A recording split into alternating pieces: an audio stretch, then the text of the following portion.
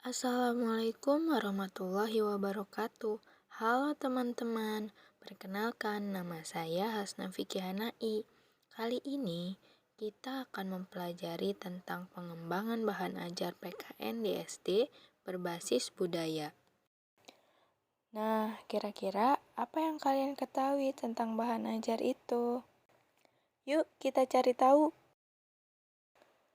Bahan ajar adalah segala bentuk bahan yang digunakan untuk membantu guru dalam melaksanakan kegiatan pembelajaran di kelas.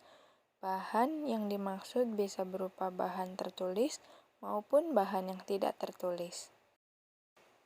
Adapun tahapan pengembangan bahan ajar PKN SD berbasis budaya. Yang pertama, kita harus memahami pengertian dari bahan ajar itu sendiri. Yang kedua, mengidentifikasi karakteristik bahan ajar. Yang ketiga, mengidentifikasi jenis-jenis bahan ajar. Yang keempat, mengidentifikasi fungsi dari bahan ajar.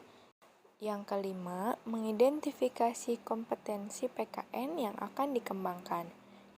Yang keenam, mengidentifikasi ragam budaya yang akan dijadikan basis bahan ajar. Yang ketujuh, mengumpulkan sumber rujukan untuk konten, bisa dari jurnal, buku, dan lain sebagainya. Yang kedelapan, proses pembuatan bahan ajar. Yang terakhir yaitu penerapan bahan ajar untuk pembelajaran PKN di SD. Pengertian bahan ajar menurut para ahli. Yang pertama menurut Panen pada tahun 1995. Bahan ajar adalah bahan atau materi pelajaran yang disusun secara sistematis, yang digunakan guru dan siswa dalam proses pembelajaran. Pendapat yang kedua menurut Ruhimat pada tahun 2011. Ia menyatakan bahwa bahan ajar atau materi pembelajaran pada dasarnya adalah isi dari kurikulum, yakni berupa mata pelajaran atau bidang studi dengan topik atau subtopik dan rinciannya. Ada 5 identifikasi karakteristik bahan ajar. Yang pertama, self-instruction, yaitu bahan ajar dapat membuat siswa mampu belajar untuk menjadi dirinya sendiri dengan bahan ajar yang akan dikembangkan. Yang kedua, self-contained, di mana seluruh materi pembelajaran dari satu unit kompetensi atau subkompetensi yang dipelajari terdapat di dalam satu bahan ajar secara utuh. Yang ketiga, stand alone, di mana bahan ajar yang dikembangkan tidak tergantung pada bahan ajar lain atau tidak harus digunakan bersama-sama dengan bahan ajar lainnya. Yang keempat, ada adaptive, di mana bahan ajar hendaknya memiliki daya adaptif yang tinggi terhadap perkembangan ilmu dan teknologi. Yang terakhir ada user-friendly, di mana setiap instruksi dan paparan informasi yang tampil bersifat membantu dan bersahabat dengan pemakainya. Jenis-jenis bahan ajar menurut Heinitz dan kawan-kawan pada tahun 1996. Yang pertama, bahan ajar itu tidak diproyeksikan, seperti foto, diagram, atau model. Bahan ajar juga bisa berupa sesuatu yang diproyeksikan seperti slide, film strip, dan proyeksi komputer. Lalu ada juga audio seperti kaset dan compact disc. Bisa juga berupa video seperti video dan film. Mengidentifikasi fungsi dari bahan ajar.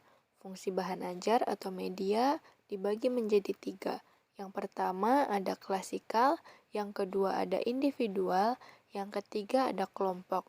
Untuk penjelasannya akan dijelaskan setelah slide berikut ini. Fungsi yang pertama adalah fungsi klasikal, di mana sebagai satu-satunya sumber informasi serta pengawas dan pengendali proses pembelajaran. Dalam hal ini, siswa bersifat pasif dan belajar sesuai kecepatan siswa dalam belajar. Fungsi klasikal sebagai bahan pendukung proses pembelajaran yang diselenggarakan. Fungsi yang kedua adalah fungsi individual, di mana media sebagai media utama dalam proses pembelajaran. Media juga sebagai alat yang digunakan untuk menyusun dan mengawasi proses peserta didik dalam memperoleh informasi. Media sebagai penunjang media pembelajaran individual lainnya. Yang ketiga adalah fungsi kelompok, di mana media sebagai bahan yang terintegrasi dengan proses belajar kelompok dengan cara memberikan informasi tentang latar belakang materi, informasi tentang peran orang-orang yang terlibat dalam pembelajaran kelompok, serta petunjuk tentang proses pembelajaran kelompoknya sendiri. Media juga sebagai bahan pendukung bahan belajar utama, dan apabila dirancang sedemikian rupa, maka dapat meningkatkan motivasi belajar siswa.